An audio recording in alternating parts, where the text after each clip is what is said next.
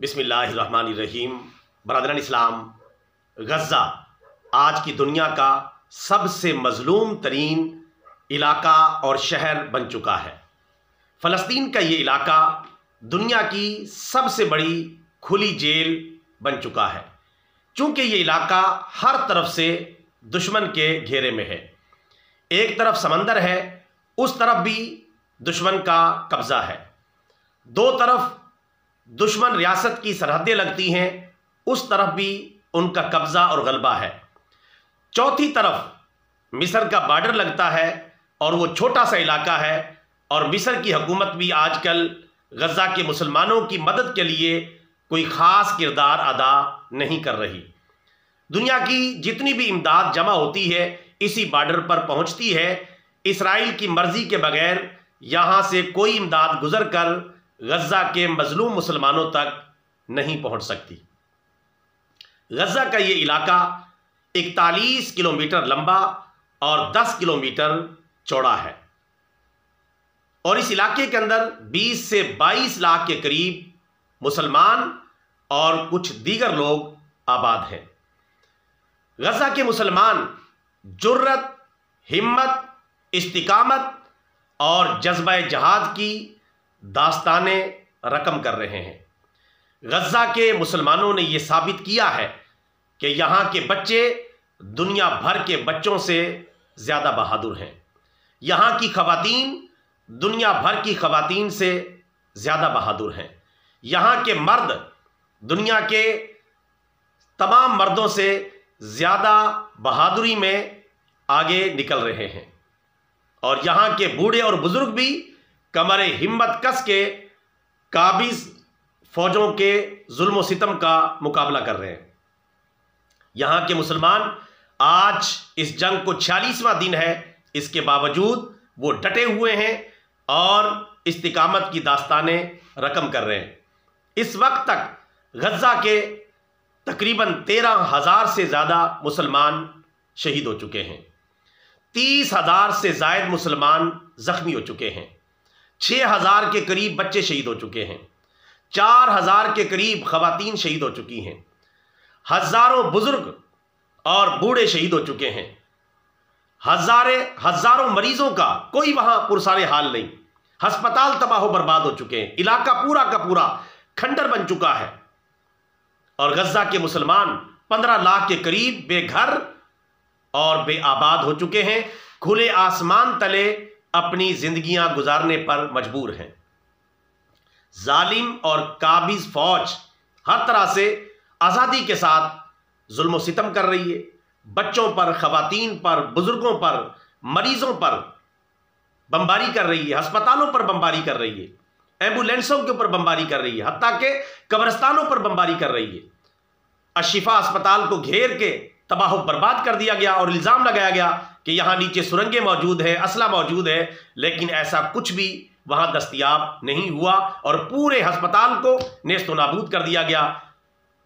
جتنے مسلمان وہاں شہید ہوئے ان کی اجتماعی قبر میں 100 200 کے قریب مسلمانوں کو دفنایا گیا، لیکن قابض فوج ان میتوں کو بھی نکال کر اپنے ساتھ لے گئی۔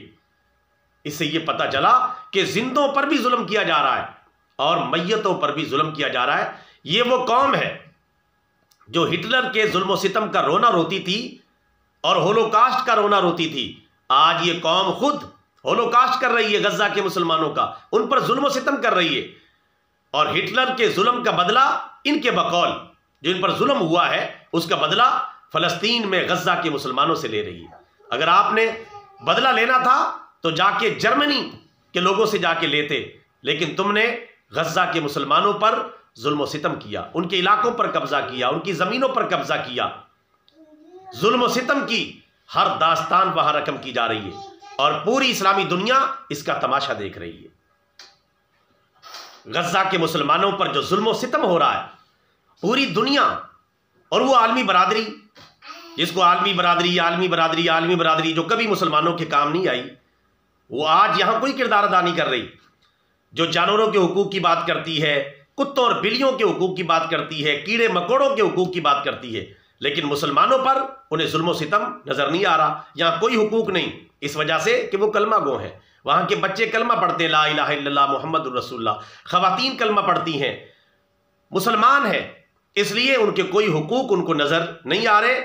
اور عالمی برادری بھی گونگی بہری بن کر یہ سارا تماشا دیکھ رہی ہے. لیکن اقوام متحدہ اور اس جعلی عالمی برادری کا کیا رونا؟ امت مسلمہ خاموش ہے. OIC کوئی مرکزی کردار ادا نہیں کر سکی، عرب لیگ کوئی خاص کردار ادا نہیں کر سکی، 57 اسلامی ممالک کوئی خاص کردار ادا نہیں کر سکے، 80 لاکھ کے قریب مسلمانوں کی فوجیں کوئی مرکزی کردار ادا نہیں کر سکیں. یہ ساری طاقت اور قوت جو اسلامی دنیا کے پاس موجود ہے یہ مصر کے بارڈر تک جاتی ہے، اور وہاں سے آگے جانے سے کیوں ڈر جاتی ہے؟ غزہ کے مسلمانوں کو آج اسلامی دنیا اپنے ہاتھوں سے ایک پانی کی بوتل نہیں پہنچا سکی، ایک روٹی کا ٹکڑا وہاں نہیں پہنچا سکی. جتنی بھی امداد جو تھوڑی بہت جا رہی ہے وہ غزہ میں پہنچنے کی بجائے مصر کے بارڈر پہ پڑی رہتی ہے. اسرائیل کی مرضی سے جتنا یہ ریاست چاہتی ہے اتنی امداد اندر چلی جاتی ہے، اور باقی ساری کی ساری امداد رفح بارڈر پر جو مصر کا بارڈر ہے اس پہ پڑی ہوئی ہے. مصر بھی اس امداد کو پہنچانے کے لیے کوئی خاص کردار ادا نہیں کر رہا. اسلامی دنیا بھی طاقت اور قوت کی زبان استعمال نہیں کر رہی. اس طرح کی غاصب اور قابض جو ریاستیں ہوتی ہیں یہ صرف 2 زبانیں سمجھتی ہیں. نمبر 1 طاقت اور قوت کی زبان جس میں ان کی مرمت شامل ہے، یہ وہ زبان سمجھتی ہیں. اور نمبر 2 معیشت کی زبان، کہ معیشت کے ذریعے ان کو نقصان پہنچے. لیکن اسلامی دنیا یہ دونوں طریقے استعمال نہیں کر رہی، بلکہ سفارتی طریقے اور بیانات بازی اور چند گھسے پیٹے جملے بول کر جو ہے وہ غزہ کے مسلمانوں کو دلاسا دے رہی ہے. حالانکہ یہ ریاست صرف 2 زبانیں سمجھتی ہے، طاقت اور قوت کی زبان اور معیشت کی زبان. نہ تو اسلامی دنیا اس غاصب ریاست کو طاقت و قوت کی زبان میں سمجھا پا رہی ہے، اور نہ معیشت کی زبان میں ان کی تجارت کا، تیل کا، گیس کا اور دیگر تجارتی مفادات کا بائیکاٹ کر کے انہیں کوئی نقصان پہنچا رہی ہے. لہٰذا غزہ کے مسلمانوں پر ظلم و ستم بڑھتا چلا جا رہا ہے. اور خاص طور پہ اس ریاست نے اور اس کے قابض فوجیوں نے جس طرح اسپتالوں کو تباہ و برباد کرنا شروع کیا ہے. سب سے پہلے غزہ کی ابتدائی اسپتالوں کو تباہ و برباد کیا، پھر سب سے بڑے اسپتال شفا اسپتال کو تباہ و برباد کیا، اور اب جنگ کا 40واں دن ہے، انڈونیشیا اسپتال کو گھیرا گیا ہے، اور بہانہ یہ لگایا جا رہا ہے کہ یہاں سرنگیں موجود تھیں، اسلحہ موجود تھا اس کی تلاش میں، اور اب وہاں کچھ بھی نہیں نکلا. اور پوری دنیا میں ان کی جگ ہنسائی ہو رہی ہے اور ان کے جھوٹ کی کلی کھل گئی ہے. وہاں کچھ بھی نہیں نکلا، کچھ بھی برآمد نہیں ہوا. مجھے تو ایسا لگتا ہے، میرا ذاتی تجزیہ یہ ہے کہ یہ قابض اور ظالم فوج ہسپتالوں کو اس لیے ٹارگٹ کر رہی ہے تاکہ ہسپتالوں کا خاتمہ ہو جائے، تاکہ جو لوگ زخمی ہوں وہ یہاں علاج نہ کروا سکیں اور یہاں پناہ نہ لے سکیں، اور غزہ کے مسلمان غزہ کو خالی کر دیں اور اس پر غاصب فوج کا قبضہ ہو جائے، اور اسے بھی اپنی ریاست کا ایک حصہ بنا لیا جائے، اور غزہ کے مسلمانوں کو یہاں سے کسی صحرا کی طرف دھکیل دیا جائے، مصر کی طرف دھکیل دیا جائے، صحرا سینا کی طرف دھکیل دیا جائے، کسی اور طرف اسلامی ملکوں کی طرف نکال دیا جائے، اور غزہ کے بہادر اور جنگجو مسلمانوں سے، مجاہد مسلمانوں سے غزہ کو خالی کروا لیا جائے، اور یہاں پھر اپنی مرضی کی حکومت قائم کی جائے. اس لیے اسپتالوں پر ظلم و ستم کیا جا رہا ہے، ورنہ اسپتالوں سے تو ان کو اب تک نہ کچھ ملا ہے اور نہ اس کا انہوں نے کوئی ثبوت پیش کیا ہے. بہرحال غزہ کے مسلمان جد و جہد کر رہے ہیں، اور 46 دن سے نہتے ہو کر بھی وہ مقابلہ کر رہے ہیں. ڈاکٹر علامہ اقبال رحمۃ اللہ علیہ کا شعر یہی فٹ ہوتا ہے کہ کافر ہو تو شمشیر پہ کرتا ہے بھروسہ، مومن ہو تو بے تیغ بھی لڑتا ہے سپاہی.